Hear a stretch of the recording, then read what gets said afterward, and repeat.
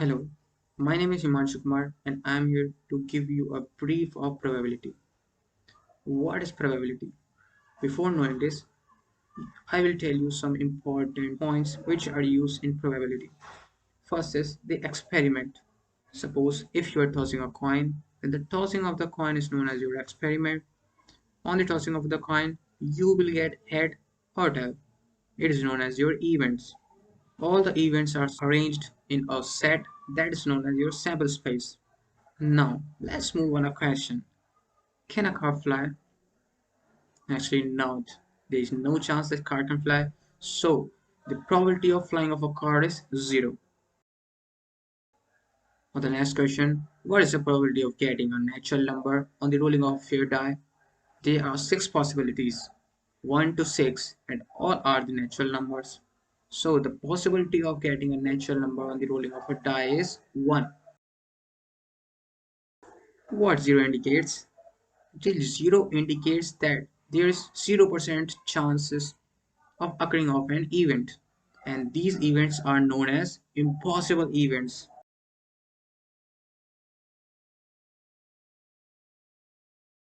If you are getting probability as 1, then it indicates that there is 100% chances. The event is known as certain events. From this discussion, we are getting a conclusion that our probability is lying between 0 and 1 inclusive. So the probability will be your 0 or your 1 or between them. It is an important point to remember. One more thing. If an event can occur, you know the probability of that. Let's suppose it is P. Then what is the probability of that the event will not occur? It is known as your P bar, and it will be 1 minus P. You have to be considered that the probability of occurring of event and not occurring of event is 1. It is always 1. Remember that point also. Now, how is it actually defined? Let's move on the definition part of probability. Probability is defined as the ratio of number of ways an event can occur to the number of total possible events.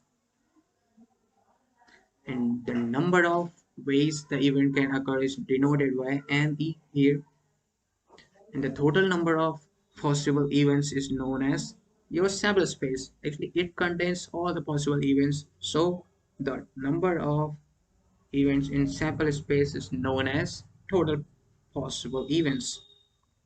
Hence, there is our formula. Remember this. This is a very useful formula for that. Let's understand using examples. First is your tossing of a coin.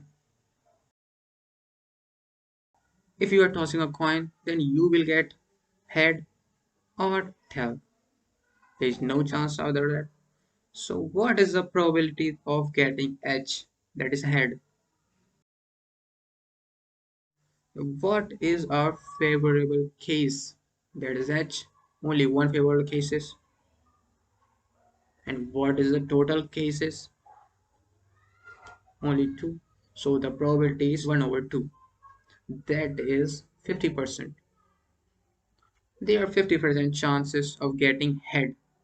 And what is the probability of getting a tail on the tossing of a coin? It will be, how many tails we are getting? Only one.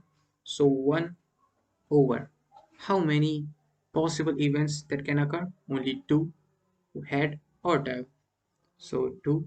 It is also 50% or 0.5. So on. The next example is rolling of a fair dice.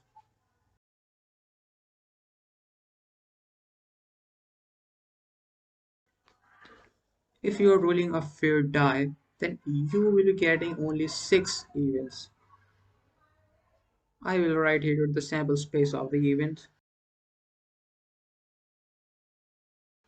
There are 6 possible events that can occur. So can you tell me the probability of getting 3? What is the probability of getting 3? It will be how many 3 we are getting? Only one. How many total events are there? Only 6 events. So our probability will be 1 over 6. What is the probability of getting an even number? Can you guess it? How many even number are there in the sample space? There is 2, 4 and 6. Only 3 even numbers are there. So our favorable cases will be 3 over. How many total events are there? Only 6. It will be 1 over 2. So how it works? Now let's move on the next example. A deck of a card. We will take a deck of a card.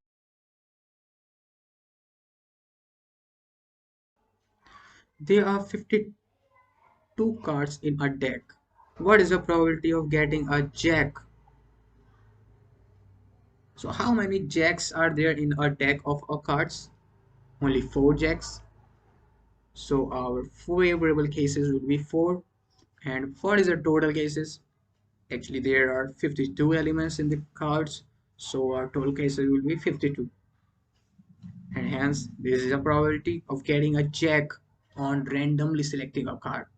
So thank you so much. Keep learning.